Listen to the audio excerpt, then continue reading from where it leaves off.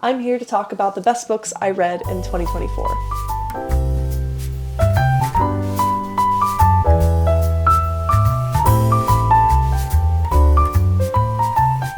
In 2024, I read 122 books. I read 42,260 pages, and of those books, I think I gave over 40 books perfect 5 out of 5 stars. Now, the reason for this is that I don't put that much stock into star ratings. I mostly rate books based on vibes. The other thing is that I've gotten pretty good at discerning what kind of books that I think I'm going to read and which books align with my taste. And I follow a good deal of other readers who I know my taste aligns with theirs. And lastly, the other thing is that in my core, I am not a hater. As much as I love following people who are, I love a hot take and I love reading and watching contentious reviews and people who are maybe a little bit critical of the hype. For the most part, I really like to like things, which means that I give a lot of books a lot of high scores. And at the end of the day, like, I've never written a book. These authors have written books.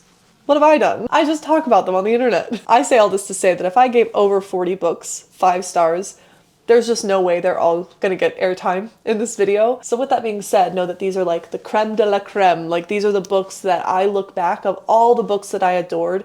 These are the ones that I'm selecting that stood out from the rest, that will stand the test of time, that I look back at and really think define the amazing reading year I had of 2024. So let's get into it. We're gonna break this out by genre. I think that's the easiest way to do it, and they are in no particular order per genre. It was hard enough coming up with this selection, so you get what you get, okay?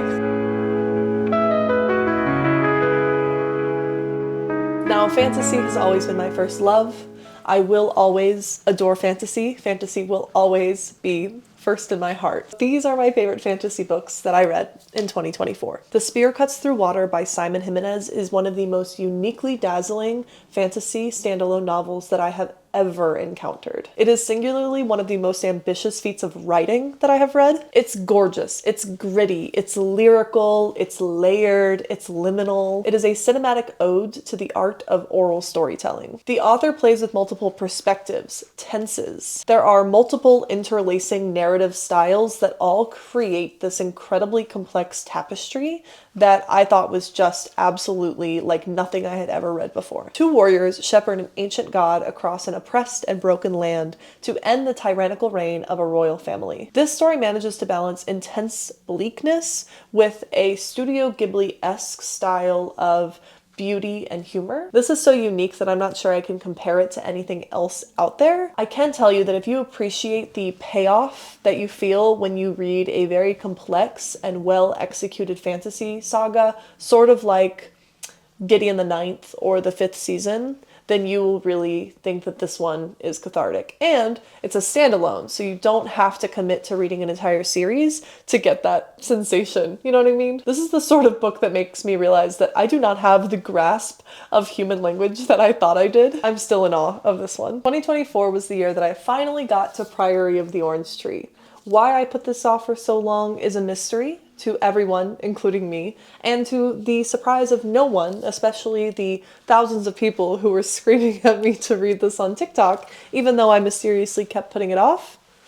I loved it. Priory is a rich modern fantasy classic that checks all of the right boxes. It's got strong and remarkable women, descriptive world building, rich immersive writing, sharp political intrigue, clashing religions, glorious character arcs, high stakes. Of course, I will love a sweeping epic high fantasy with a cast of kick-ass, badass, incredible female characters. We're talking queens, witches, priestesses, warriors, pirates. It's got dragon riding. It's got alchemy. It's got a mystery. There's a gorgeous romance subplot. There is a secret underground society of female mages. Like, come on. Yes, yes, yes. I love the interwoven storylines from different cultures and beliefs. And maybe the coolest part is all of this exists in a world where gender equality is sort of just a given.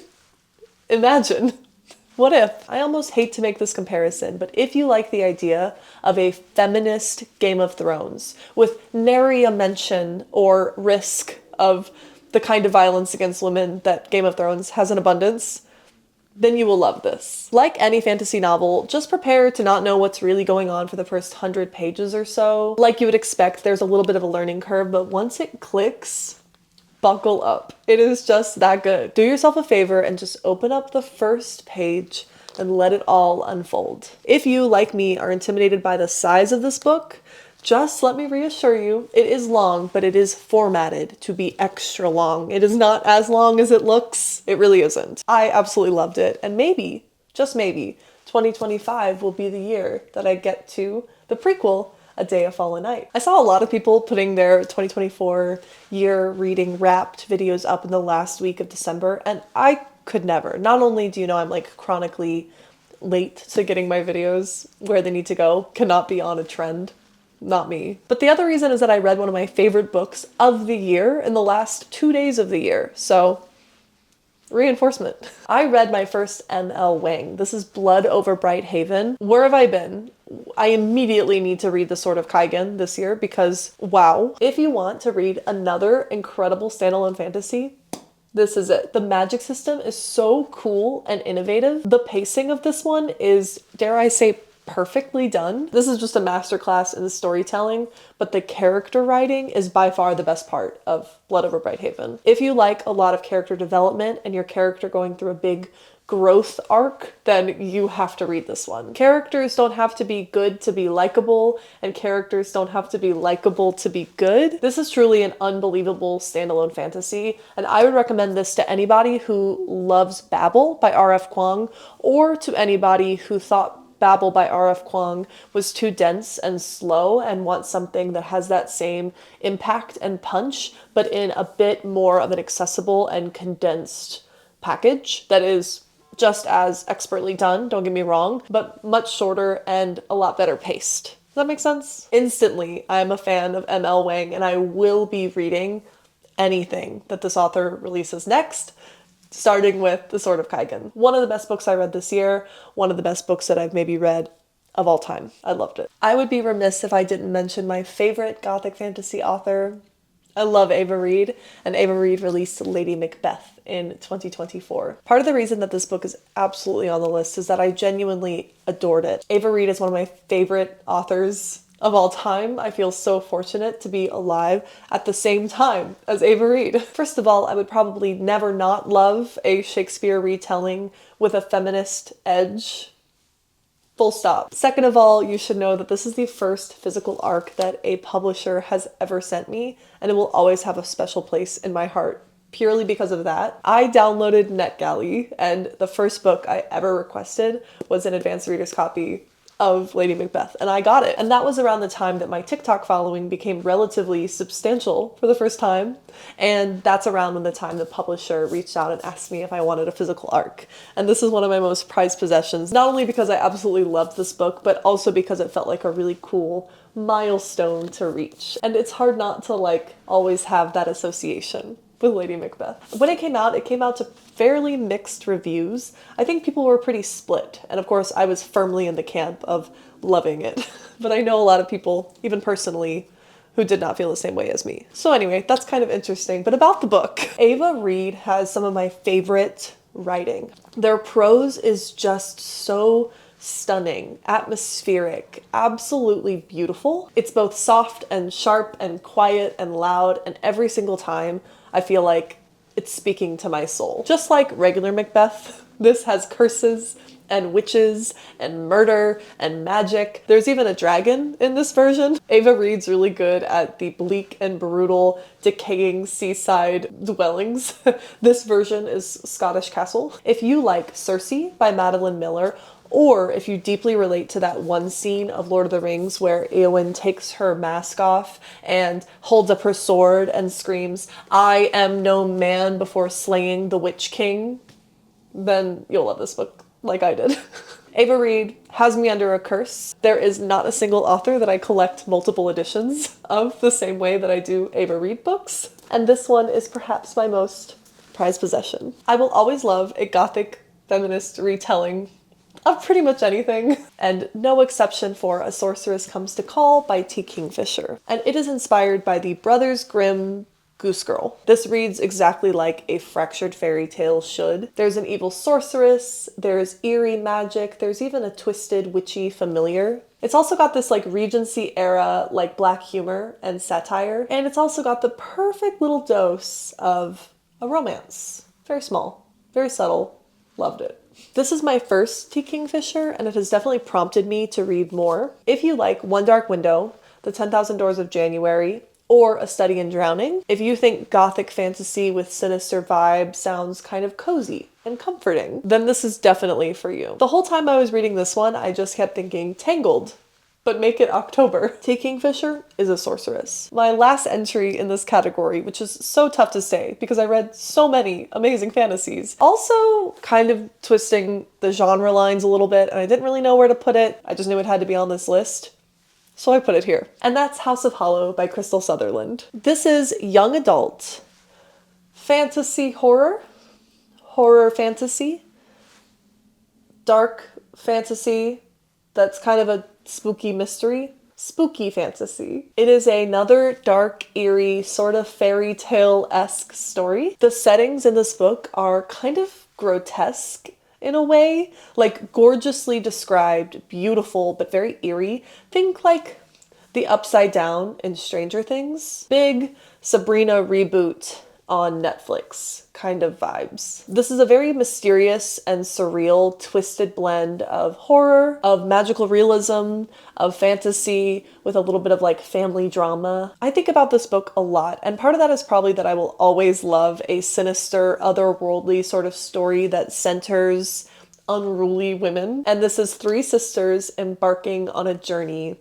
into an otherworldly dimension where nothing is as it seems. Don't be fooled by the fact that this is shelved in young adult. This story is dark and perfect for readers of all ages who crave twisted, modern fairy tales with a very sinister, eerie, otherworldly edge. I have to give a couple of honorable mentions to other fantasy novels that I absolutely adored. I really loved The Shepherd King duology. This is probably my favorite like romantasy series that I've ever read. It's One Dark Window and Two Twisted Crowns, and absolutely phenomenal. I will always love a lush, eerie gothic fantasy set in a dark wood. She Who Became the Sun is quite excellent. Untethered Sky by Fonda Lee is a exceptional fantasy novella that has no business being as good as it is in that small of a package. Darkwater Daughter was an excellent like wintry pirate fantasy. If you like sirens or sea witches, absolutely read that one. It was a phenomenal adventure story. This was such a strong year for my fantasy reading, but I think that's going to be all I can cover before moving on to science fiction. I'll check back with you to talk about sci-fi. It's actually kind of stressful trying to narrow this list down, so I think that's the list of fantasy. I'm sticking to it. Whew, this is exhausting.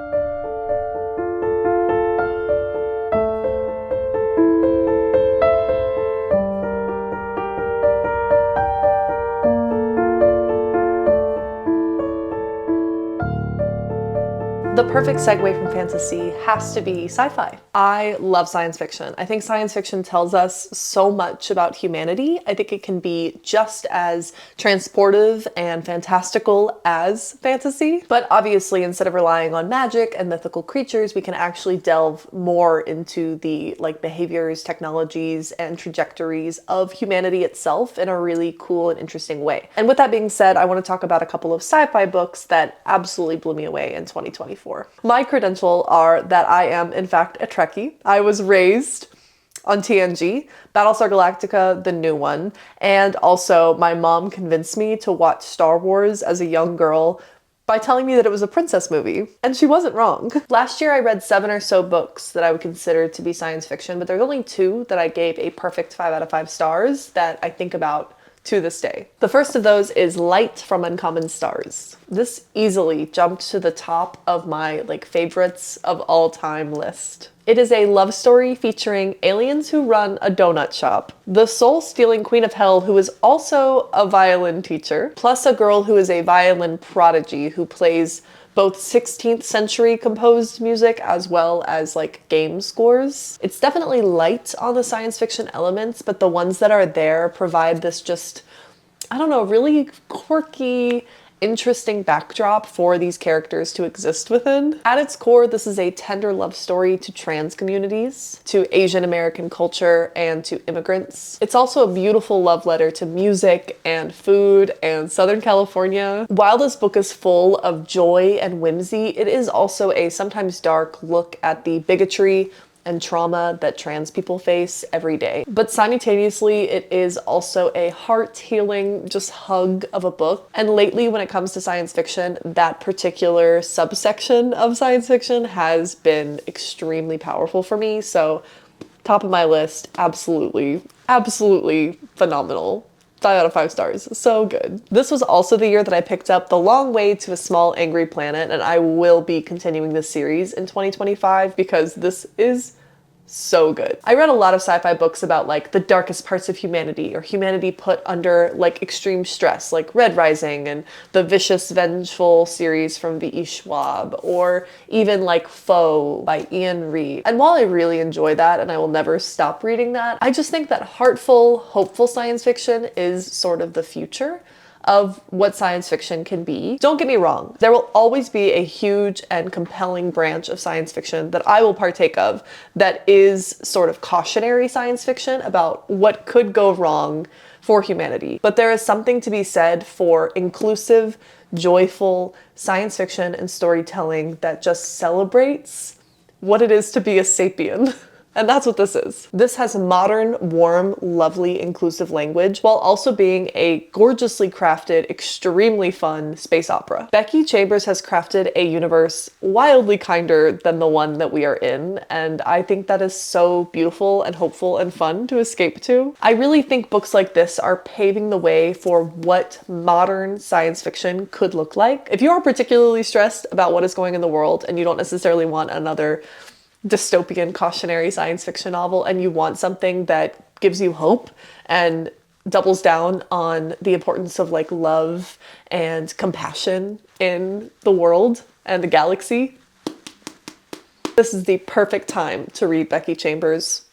Any Becky Chambers, as far as I'm concerned. The Long Way to a Small Angry Planet is the first book in a series, and in this series we are following the eclectic crew of the Wayfarer, which is a tunneling ship that creates wormholes to facilitate travels across the galactic commons. In the first installment, a newcomer has joined their ranks, and we embark on a journey through hyperspace, navigating interspecies conflict, interpersonal crew challenges, plus the vast wonders and dangers of a diverse and unpredictable galaxy. I thought this was heart-healing. The found family component is just bursting with hope. It's not just science fiction, it's also social science fiction, if that makes sense. It tackles ideological exploration. There are progressive, thoughtful metaphors. It features aliens that defy the gender binary. It really has amazing lore, it's a unique concept, it has a cosmic scope, and it is full of found family and humor, and like I said, just so much like heart-healing hope. I wouldn't call it cozy, it is a high-stakes science fiction space opera. There is adversity and loss, but just like the title, this book is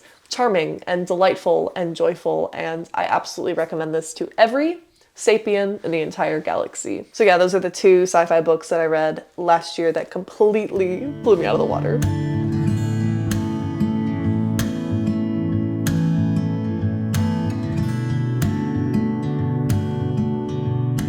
Now let's talk about horror. I read 17 horror novels in 2024, which is quite a big deal because this time, like 2 years ago, I would have told you never touching horror, not a fan, not for me. And now it's one of my favorite genres. Part of this was having to recalibrate what horror means as like a medium of storytelling, and also realizing that not all horror is created equal. Horror isn't necessarily scary. It is just so much broader than that. So I would love to take an even deeper dive into horror, especially because I am someone who has traditionally been adamantly opposed to horror, and now all of a sudden I'm embracing it fully. And I do proceed with caution. I don't really want to read things that are just deeply unsettling for the sake of being unsettling, and I am a giant scaredy cat. So most of these horror books are not objectively scary. Some of them are disturbing, and all of these definitely have big, giant content warnings. And of course that goes for every book. But yeah, thankfully I am in a group of people and in a couple of like horror groups that they know the things that I will not touch, and they will warn me or let me know what I'm in for, or even dissuade me entirely from reading a book. There are just some books that you will not see me reading because they have particular things that I have no interest in reading, even if the book is incredible and amazing. Maybe if someone who really loves me gives me a horror book with every single one of my particular triggers like redacted, I'd give it a go. But for the most part, no. There's some book covers I can't even look at. We don't have to go there. We don't have to go there. All of that is a preface by saying that of the 17 horror books that I read, these that I adored probably aren't very horrifying or scary for really seasoned horror readers. So if you are coming to me looking for like really intense, spooky, go there dark horror, these are probably going to be pretty surface level, pretty entry level. I read romance and fantasy and contemporary sad girl books, and if you like those kind of books and these sound interesting to you, just know you might be able to handle them. But of course, check the content warnings. Make sure before you proceed with caution that these are a good fit for you. The first one, maybe one of my favorite books of all time. I have talked about this book so many times on so many platforms. I must have lent my copy to somebody to read because I have no idea where it is, but it's Monstrilio. I love this book so much. Monstrilio is simply a stunning portrait of a grieving family. And I've never read anything like it before. It's gorgeous, it's grotesque, it's lush, it's lyrical, it's just so good. In Monstrilio, a grieving mother cuts open her 11-year-old's dead body and takes out a piece of his lung, puts that in a jar with some like chicken stock and feeds it.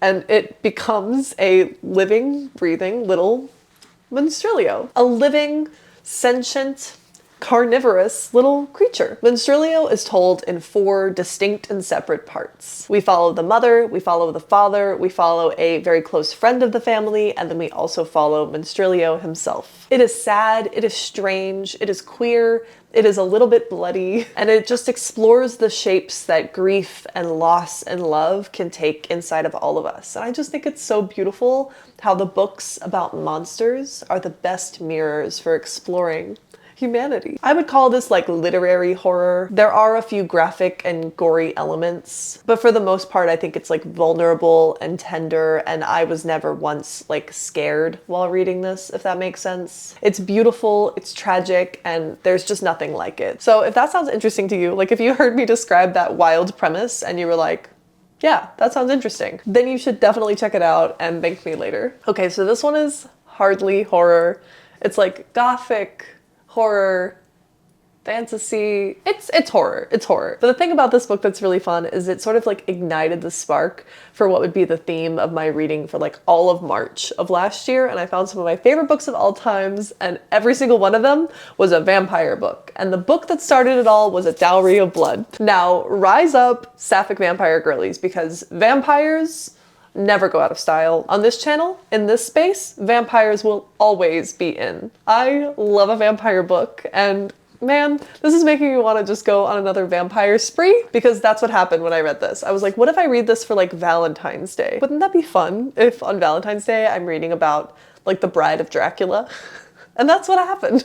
And here we are. This is a lush, blood-soaked, seductive, gothic melodrama, and I drank every drop up. It's an epistolary retelling of Dracula from the perspective of his bride, Constanta. It follows erotic, polyamorous vampires. It's written in a series of confessional letters from Constanta to Dracula, and she paints us this very honest portrait of the complexities of abuse and love and manipulation. It's a very triumphant tragedy, but emphasis on the tragedy. It is pretty dark, it's pretty heavy, and it's just so beautifully written. I was captivated. Gothic, melodramatic, moody, gorgeous, atmospheric fiction about women who have been abused, throwing off their oppressors and stepping into their power is maybe one of my favorite subgenres of books, period, full stop. So this ignited something in me, and for that it will always have a really special place in my heart. Even just reminiscing about this is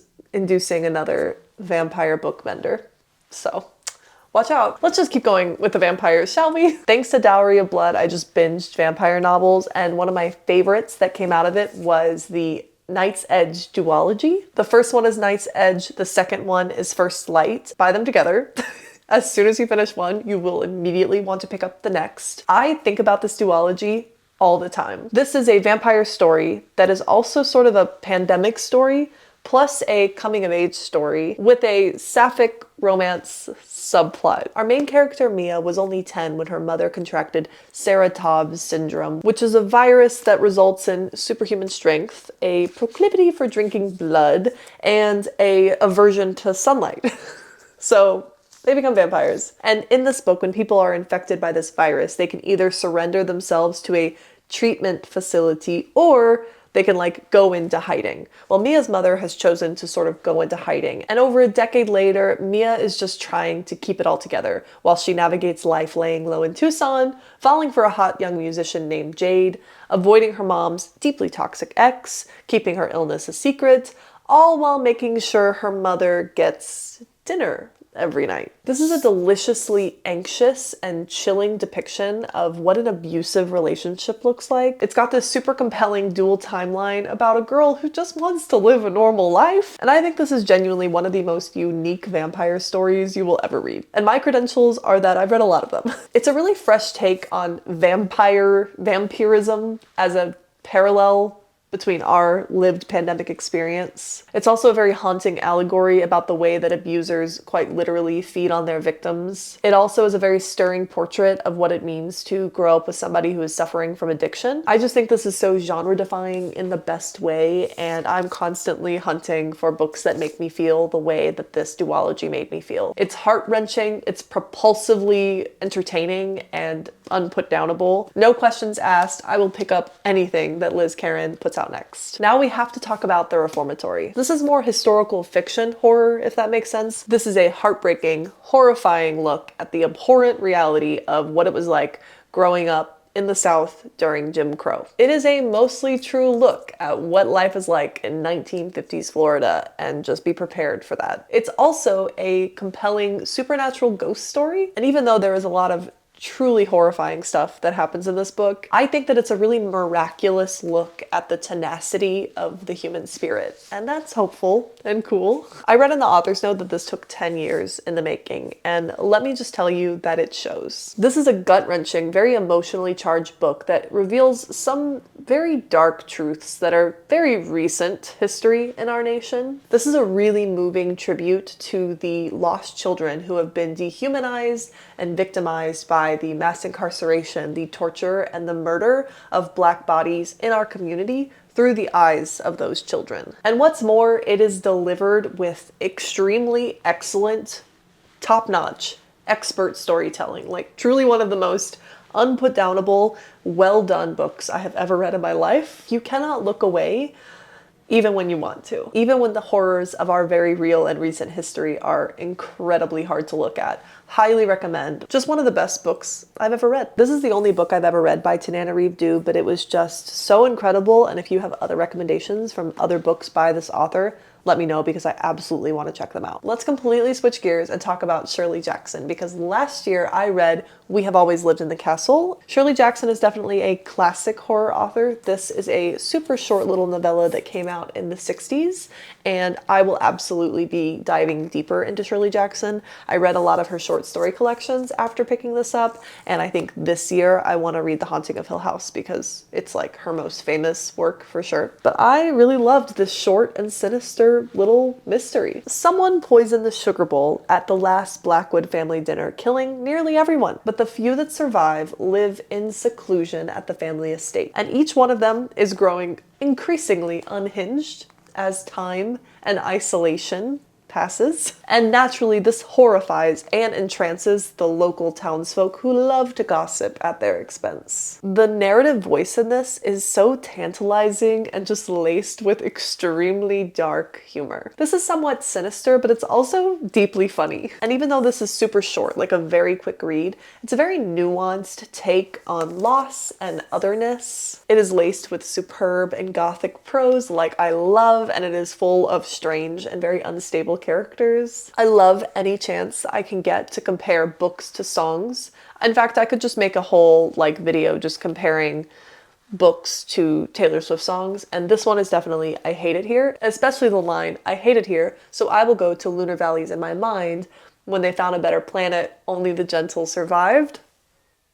That's Maricat. Taylor Swift, Shirley Jackson fan. You heard it here first. I have definitely gushed on this next book on my channel once or twice, and that is I Was a Teenage Slasher by Stephen Graham Jones. I am a relatively new Stephen Graham Jones fan, and this is his latest release, and it is one of my favorites. This is the perfect summer slasher. It takes place in Lamesa, Texas, circa 1989. In this one, you follow the perspective of Tolly Driver, who butchered his classmates in a bloody, brutal killing spree. And you are in the inner monologue, the confession, the stream of consciousness of this 17-year-old teenage slasher. This is a gruesome bloodbath, but it's also like a very emotional love letter to the slasher genre. It's a love letter to West Texas and the Permian Basin. It's a love letter to those old slumber parties where you and your friends stayed up way too late watching VHS tapes of Scream or what have you. It's full of 80s nostalgia. It's got a somewhat anthropomorphized small town. It's got a lot of horror homage and Easter eggs sprinkled in it if you're a fan of those 80s slasher movies. It's got this really extremely self-aware humor, and it is full of like teenage melancholia. You definitely have to be okay with reading from the perspective of like a high school boy who is very like whiny and self-loathing. I mean, understandably so. This is just so subversive and thoughtful. I just thought it was brilliant. If you are looking for like a summer slasher, summer ween book, I highly recommend this one. Stephen Graham Jones truly is a legend among us. I don't know if this one will necessarily go down as one of his like greatest masterpieces, but I think it will always have a special place in my heart. I finally got to Slewfoot by Brahm, and this was everything it was advertised to be. And more. While I've distracted myself with the idea of songs as books, this is Choreomania by Florence and the Machine to a T. You said that rock and roll is dead, but is that because it has not been resurrected in your image? Something's coming so out of breath, so I just kept spinning and danced to myself to death. I'll be your demon daddy? Okay, I'm getting carried away. But this book is demon daddy slay. Literally. This is a good for her story. It is eerie woodland pagan forces amid puritanical New England colonialism. In Slewfoot, we follow Abatha. Abatha is a headstrong young widow battling patriarchal, puritanical society's harsh constraints. Amid her struggles, a horned spirit awakens in the wood. Is he a demon? Is he a savior? Is he something in between? Well, when Abatha and Slewfoot's path cross, shit goes down. From its very slow burn, ominous opening to its very climactic, explosive final act, this book is pure catharsis. If you like exploring the gray areas between protector and predator, the blurred lines of good and evil and morality, but also if you just want the world to burn, you'll love Abatha. This is dark historical fiction, very folklore-inspired horror. It is a tale of resilience against oppression. It's gonna float your goat. I'm always down for dark historical fiction, and this one is one of the most compelling I read. And the last 60 pages or so, they'll have you feeling some kind of way. So is anyone down to like grab a broomstick and like head out into the forest and like frolic with some ancient woodland spirits with me? One thing I do want to note is that this author does weave together indigenous Pequot beliefs with like puritanical fears of like witchcraft and devilry, and it's this blend of like folklore and historical fiction. And I'm not a very well-informed reader about these indigenous Pequot people, but some of the portrayals I had confusing feelings about. I definitely encourage you to check out the author's note in the back where Brahm does thank his sensitivity and beta readers, who are far more informed, educated readers who have much more valuable opinions than mine. So take that as you will. This is definitely a I support women's rights and women's wrong kind of book. So proceed accordingly. If you've watched any of my reviews in the last few months, you know that I was deeply affected by American Rapture, for better or for worse. This is one of the books on this list with the longest list of trigger warnings. Look up the list of content warnings, multiply them by 1,000, and if you're still like not batting an eye, then this book might be for you. Otherwise, please proceed with extreme caution. This is for a very specific kind of reader, and I caution you to look inside and decide very carefully if that is you.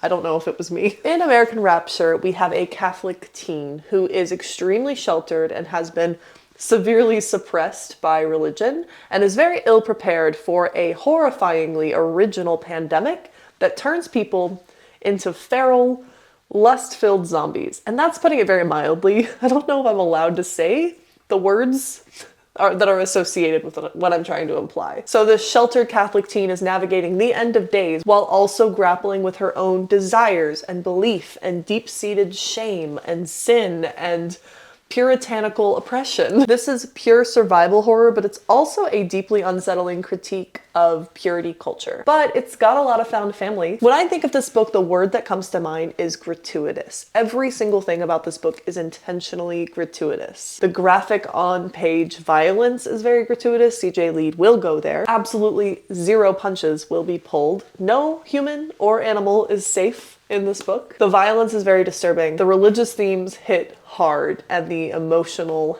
weight of it hits even harder. I do think this is a really well done balance of like grotesque horror with a raw exploration and dismantling of faith and identity and ideology. Ultimately, this is a gut punch of a book. Think like The Last of Us with a sharper religious critique. Again, fair warning, this is not for the faint of heart. This book had me down bad for a really long time.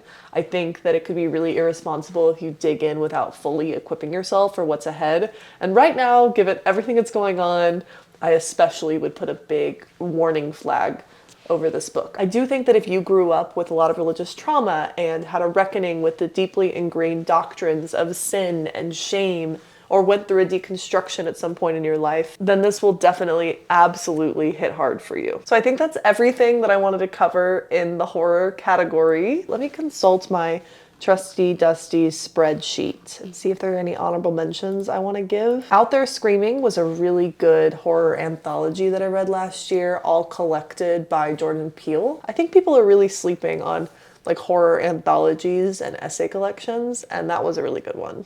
Ooh, A Head Full of Ghosts. That was probably like the scariest horror book that I read, maybe ever. I don't think that that's my favorite flavor of horror, but I will say that was very spooky. It had me like leaving the lights on and scared to go to sleep. And I don't typically experience that. None of these other books like kept me awake at night or actively disturbed my sleep like this one did. I read it in a single day. It's short, but I also just like wanted to get it over with and conclude it so it wasn't like messing me up. You know what I mean? Oh, Never Whistle at Night. That's another excellent essay collection that I highly recommend if you want to like dip your toes into multiple different styles of horror or multiple different authors. The first one in that collection is by Rebecca Roanhorse, and that was the first thing I ever read from her. And now I want to read more Rebecca Roanhorse, so drop your Rebecca Roanhorse recommendations below. There you have it. That is my horror best of 2024 lineup.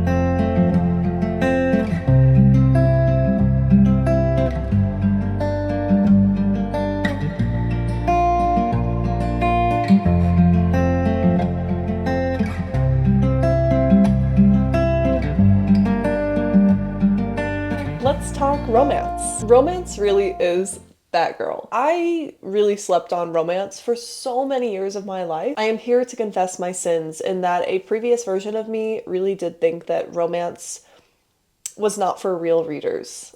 I'm sorry, I know. And what's funny is if you fast forward to now, it is consistently, month over month, one of my top most read genres. As an adult, I really got into romance in the pandemic. In 2020, I needed to feel joy, and the internet told me that the way to do that was to read romance. I think actually the last book I bought in stores before full lockdown happened in Austin, Texas, where I was at the time, was Red, White, and Royal Blue. And I think I read it in March or April of 2020. And not to be wildly dramatic, but that book changed my life. Like I said, fast forward to 2025, where I am consistently reading romance books in between other books as really delightful palate cleansers to keep my momentum going. I am in not one, but two romance book clubs, and they are by far my favorite book clubs because even if I don't like the book, I 100% of the time have a silly, goofy, fun time. It's just dozens of girlies giggling month over month. I could sing the praises of the romance genre until the cows come home, but I'll leave it at this.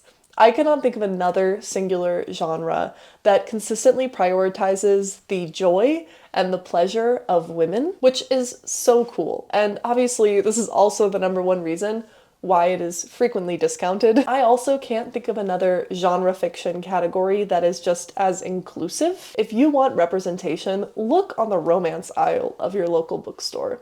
There will be people that are differently abled, that are neurodivergent, that love differently. I love that when you look down the shelves of the romance section, you will find so many different protagonists that don't look like you. Romance novels are all the same recipe, but the ingredients are different. You want a particular trope, you want a different kind of character representation, you want a particular sort of obstacle that they have to face. You can probably spin the virtual slot machine and get the precise equation that you're looking for. A lot of people will criticize that the romance industry has basically become just like a mad lib of character traits and tropes, but I love it. I love that you know exactly what you're getting every time. So of the over 30 romance novels that I read in 2024, these are the 7, 8, maybe 9 that I think are worth your time. First, we have to talk about the Emily Henry in the room. Let's get it out of the way. You may have heard of this one. Like every other book girly out there, I love Emily Henry. Emily Henry really just had me wanting to eat cherries in a lake town in Michigan after reading this book. The leading fella in this book is no Charlie Lastra,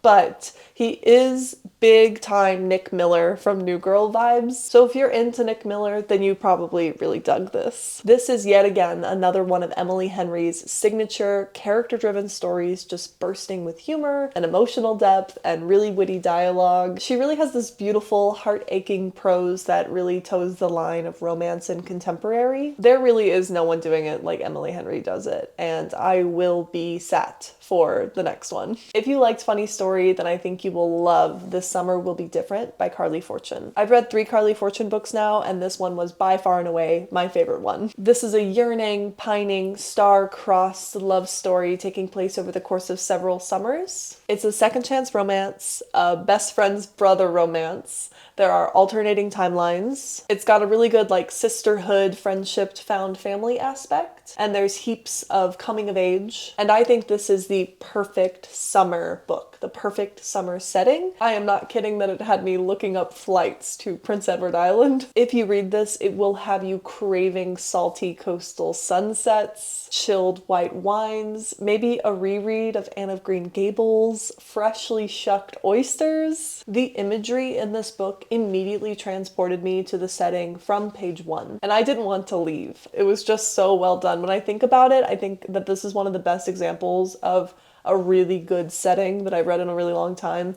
But the romance itself was also really phenomenal. If you love longing glances and secret touches, there is so much palpable yearning. The love story in this book feels inevitable like gravity, but it's still very like fragile and delicate. And even more than the romance, I thought that the friendship in this book was beautiful. It's a sisterhood that is evidence that the greatest love stories aren't always romance. If you're looking for the perfect summer romance book to read in 2025, put this one in your beach bag. She does have a new one coming out in May called One Golden Summer, and I think this one takes place in Ontario. I'll definitely be reading it, but I don't know if any can top this one. I absolutely did not shut up last year about Something More by Jackie Kalalea. This is young adult romance, which is one of my favorite subcategories of romance. I think YA romance is like single-handedly like healing me. And this is one of the most genuinely lovely takes on girlhood that I have ever had the pleasure to read. This is a tender, joyful, laugh out loud, funny coming-of-age story that centers a neurodiverse Palestinian-Canadian teenage girl navigating her first year of high school. This book is stuffed with perfectly messy characters who are falling in love and jumping to conclusions and navigating complex social dynamics, which is terrifying at any age. This is the book that you will wish existed when you were a teenager. Just sweet and cozy in the best way to heal and embrace your inner awkward teen. I am so glad that this book exists in the world. I want to read more stories like Jessie's. The good news is that Jackie Kalalea has a new book coming out very soon, so thankfully there will be more stories like Jessie's out in the world soon. This book is truly something special. I think she is absolutely an author to watch. I'm going to talk about the other young adult romance that I have on this list, and then we'll go through the rest of the adult books. This is Canto Cantico by Johnny Garza Villa. This is an open-hearted coming-of-age novel about rival to lover young mariachi stars, which is so cool. Pick this up for the romance, of course, but stay for the incredible window into mariachi, Tejano, and Mexican culture. This also has some beautiful reflections on grief and loss. This has a lot of anxiety, pressure, family expectation, as well as discovery of identity and community. From the very first opening lines of this novel, the joy and the grief are both palpable. After the loss of his beloved abuelo, Rafi is more determined than ever to continue his winning streak at the Mariachi Extravaganza de Nacional. And he's the happiest he's been in a while after leading a first place win. He starts making out with the cutest boy he's ever seen. What he doesn't anticipate is that 8 months later, his family moves to San Antonio, and the new school he attends already has a lead vocalist.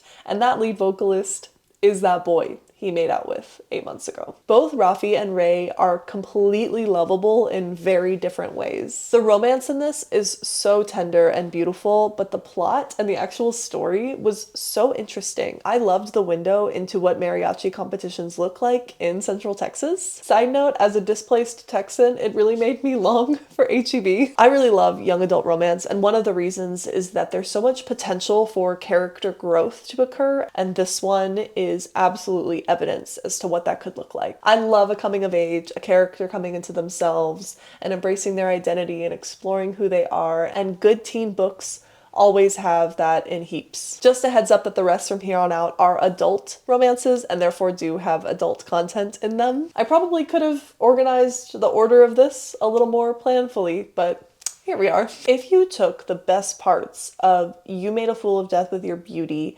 and The Invisible Life of Addie LaRue, and you combined them, and you made it an ode to New York City and the Harlem Renaissance, and filled it with flowers, you would have a love song for Ricky Wilde. This is wildly original. It is magical.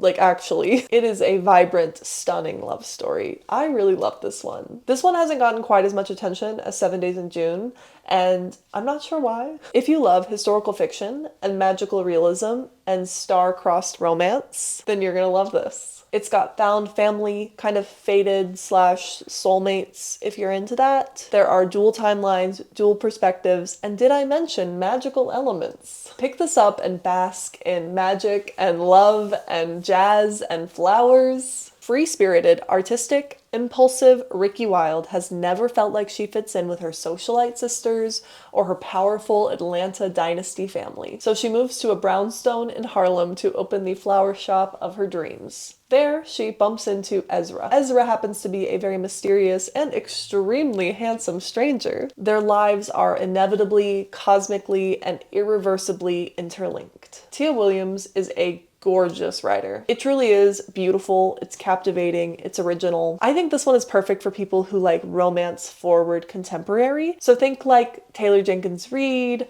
or The Invisible Life of Addie LaRue. If that's your speed, then I think you're really gonna dig this. Another year, another Allie Hazelwood, but this time, make it Omegaverse. Bride by Allie Hazelwood. I sat down and I ate it up in a single sitting. I could not stop. I devoured it. I had so much fun, and maybe it's not technically the greatest book to ever exist, but based on the fact that I had so much fun on vibes alone, I gave it 5 out of 5 stars, easily, no hesitation. I loved it. My nerdy teenage, werewolf / vampire obsessed, AO3, Wattpad loving teenage self devoured this. No, it devoured me. It's also an exceptional trope cocktail. We're talking found family, slow burn, fated mates, he falls first, a marriage of convenience, forbidden romance, where's my wife, forced proximity, scenting, nodding, don't Google that, feeding, and more. If you were getting tired of the same old Allie Hazelwood formula, first of all, what's that like? Can't relate. How about some paranormal freaking romance? This book has heart, it has humor, it has depth, it has a bangin' plot, pun intended. I really didn't expect there to be a gripping mystery and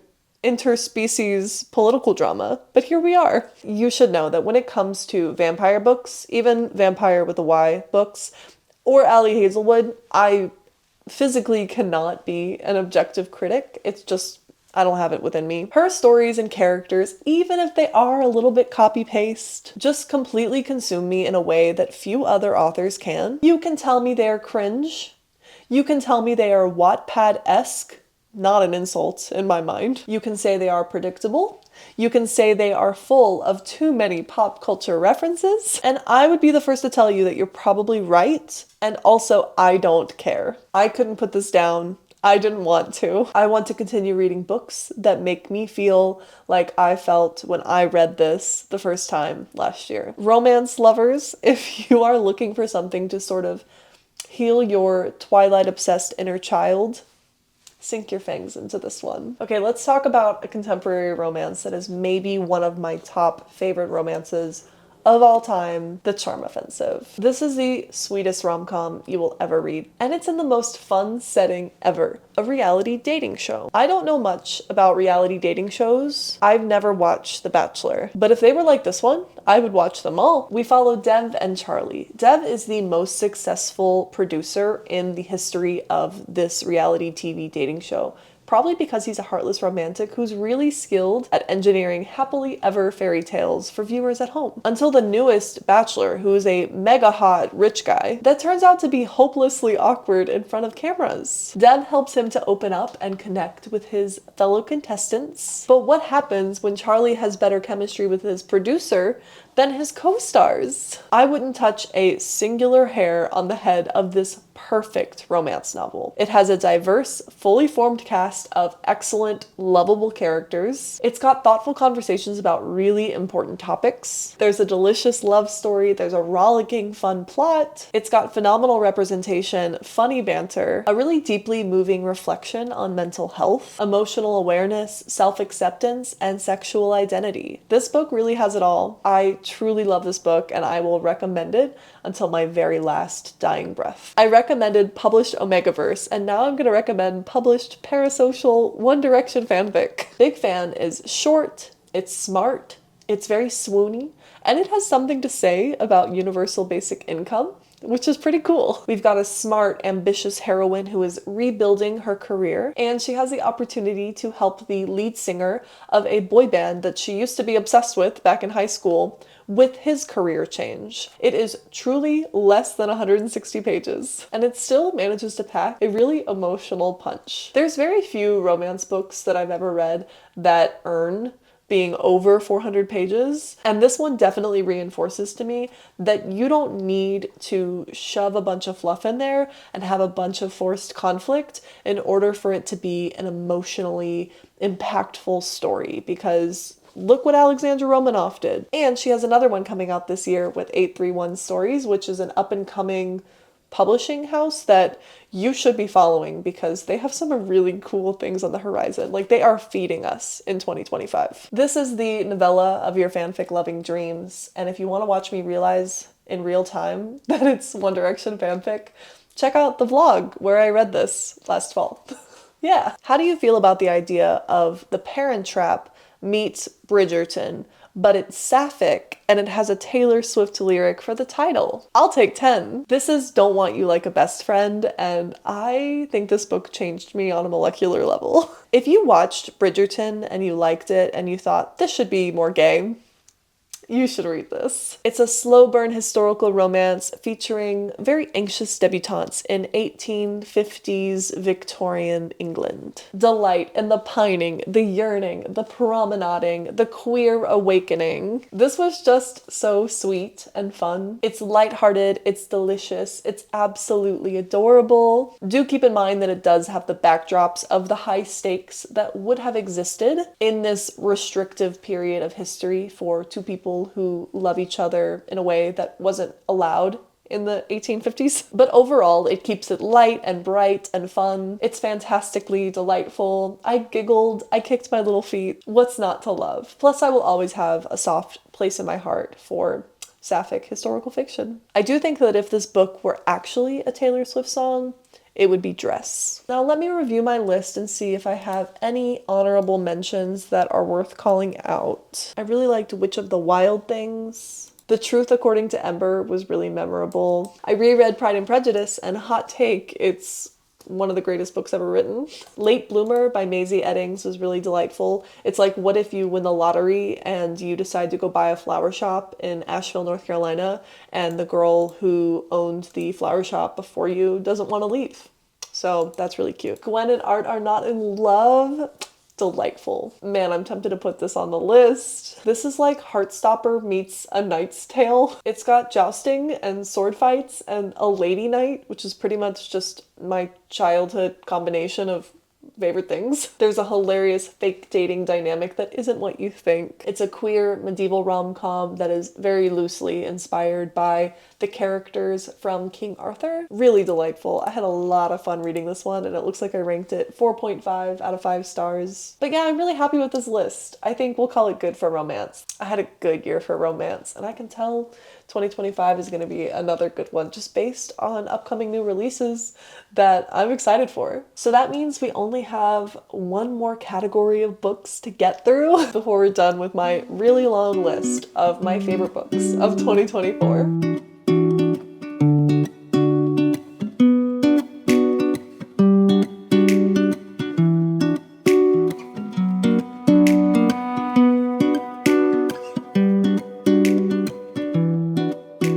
We have arrived to the final section of the video.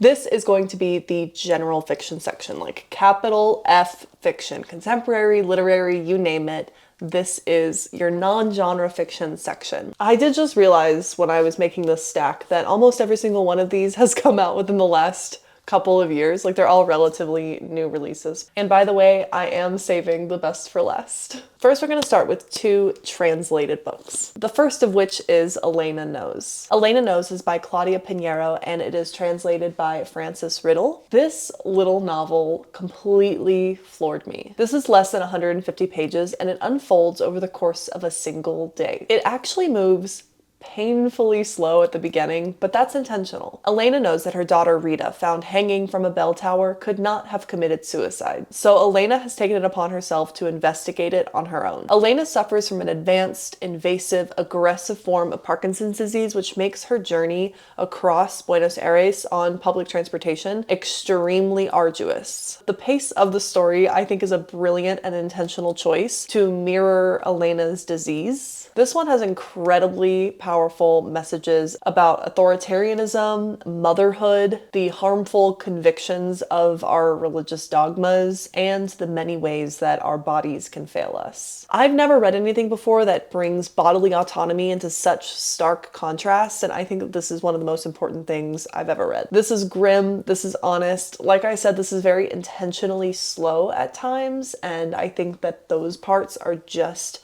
as important as like the groundbreaking realizations. I think that this blurb from Kathleen Rooney at the New York Times on the back says it best. A piercing commentary on mother-daughter relationships, the indignity of bureaucracy, the burdens of caregiving, and the impositions of religious dogma on women. Let's talk about another translated book that takes place in Argentina. Thirst And I wasn't lying when I said that vampires had me in a chokehold last year. This wasn't just one of my favorite vampire books though, this was one of my favorite books that I read by far. It's historical, it's gay, there are vampires, there's just not a world in which I wouldn't love this. This is a gorgeous gothic vampire tale about the grief and the yearning and the loneliness that consumes us all. It is a very sexy sapphic novel that's split actually into two different parts. The first half of it follows a vampire who is on her way to Buenos Aires after centuries of trying to outrun persecution for being a vampire in Europe. Then the second half takes place in the modern day where we meet a young mother. She is dealing with motherhood, divorce, and the decline and health of her own mother. At some point, these women's paths converge, and it is just so beautiful. I wish we had countless more time with these characters, especially the first half of this book. What I would do for a prequel that expands on the first half of this book, unspeakable things. This one really just covers it all. It's got murder, it's got motherhood, it's got mortality, we've got desire, we've got grief, we've got greed, we've got heaps of feminine rage, and of course the inevitability of death, but all with this incredible ambiance, just immaculate atmosphere, gorgeous prose, and again, sapphic vampires, come on! If you like historical books, if you like sapphic books, if you like vampire books, do yourself a favor, this one is absolutely beautiful. My hat is off to the author and the translator for this pretty much perfect piece of work. Another book that I have talked a lot about is When We Lost Our Heads by Heather O'Neill. And this is my first Heather O'Neill, and I am setting out to read more Heather O'Neill in 2025. This is very much weird girl books, and if you are into weird girl books, then definitely pick this one up. I thought this was perfect. This is a delectable story about the intensely violent delights of female desire. This is a very absurd allegory, satire, like splattered against the backdrop of Montreal during the mounting Industrial Revolution, with very weird ties to the French Revolution. And the writing, my God, the writing is like opulent. It is just laced with brutality that is also like sickly sweet. I ate up this writing. This writing just really scratched my brain in the right way. I picked this up without knowing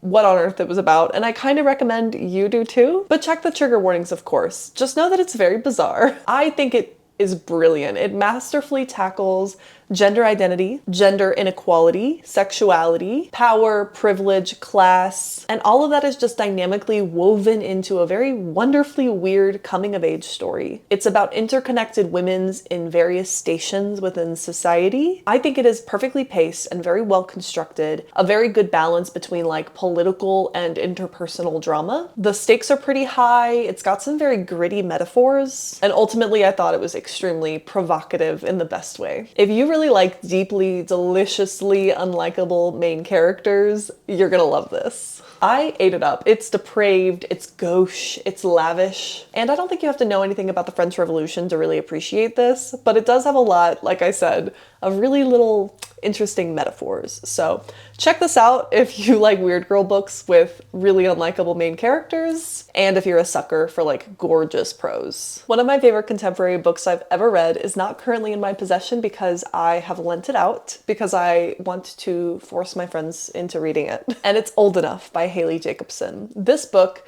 simultaneously broke me and healed me in the best way. I really wish I could travel back in time and hand this to my like college self. I think it would heal her. This is a beautifully messy coming-of-age story about survivorhood, but it's also about friendships, and like the blurb on the cover says, it's about bisexual, winsome chaos. This features heaps of queer joy and very affirming community. It really leans into that awkward art of navigating new friendship dynamics. The storytelling in this is sometimes very heavy, but it's often quite funny as well. And the main character arc involves healing from trauma. If you have ever grappled with identity or longed for a community that feels like home, I think you're gonna resonate with this one very deeply. Haley Jacobson does a really remarkable job of balancing like healing from trauma and some really heavy stuff with heaps of humor and joy. There's growing pains and also like awkward crushes and like trying to like rebrand your identity in college. And I think all of the side characters are really beautifully written and really embody the messiness of what self-discovery looks like in your late teens, early 20s. Definitely check the trigger warnings. As I've implied, there is some like heavy stuff in the main character's past that she's like healing and navigating,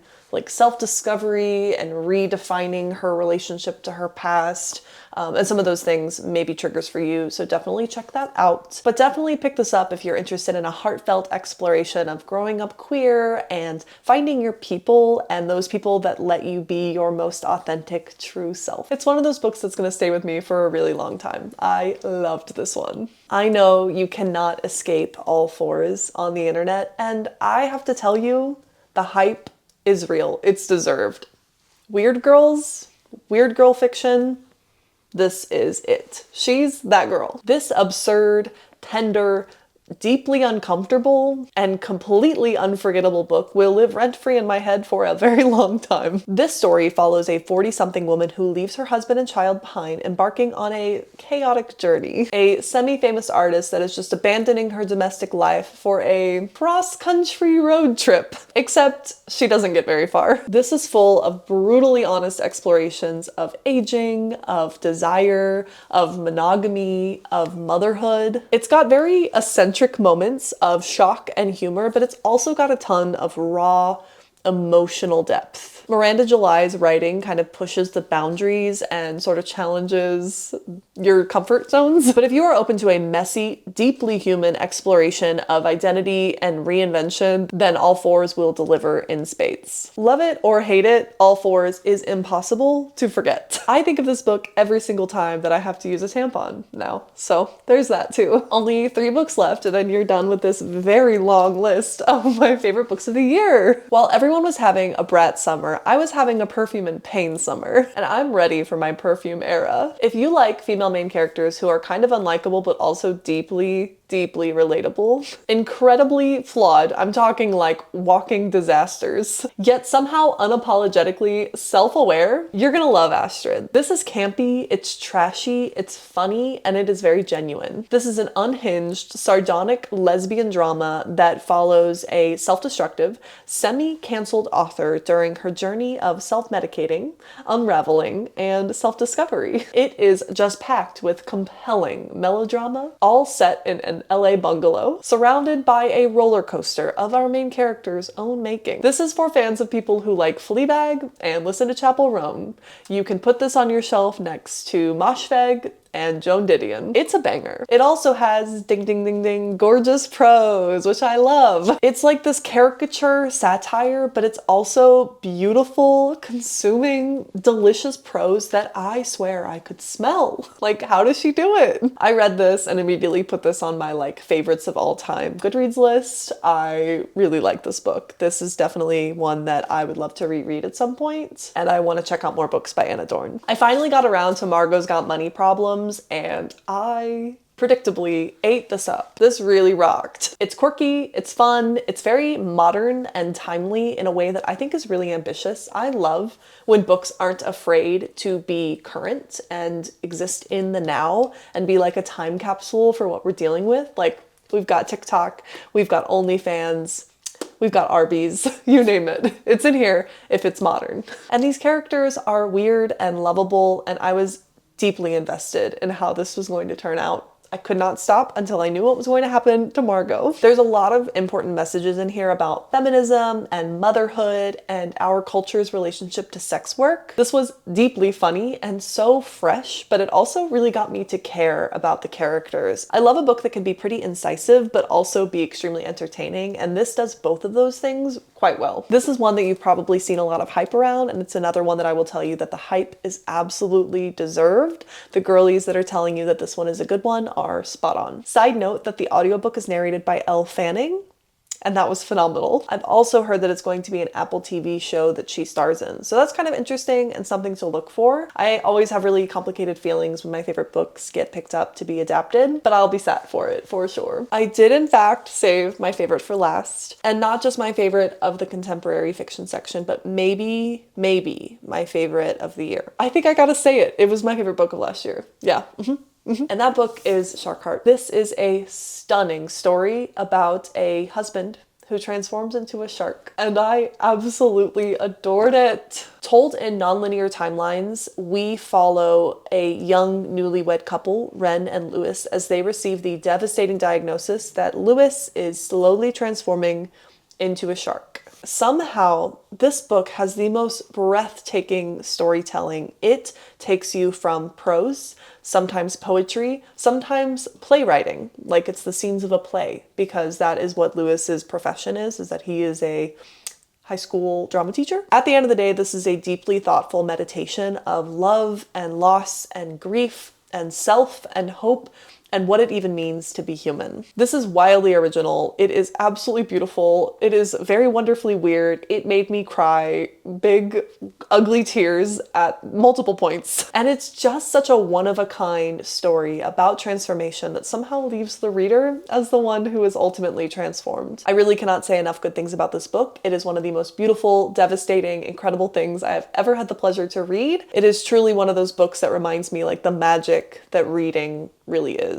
Truly incredible, and the most remarkable thing about all of this is that this is a debut piece of work. Are you kidding me? If you had told me a year ago that one of my favorite books of all time would be about a man slowly morphing into a shark, I probably would have laughed at you. But here we are. It made me sob. It made my heart grow. I don't think a book has made me cry like this one has in a long time, and certainly one hasn't ever since. And I don't know if one ever will again. This book is torture in the best way. It's giving, would you still love me if I was a worm? But make it sad. All right, friends, I'm amazed that we got here to the end. This was a lot of books. I think I distinctly recall myself saying something like, there's no way I can give all of the books that I gave 5 stars airtime.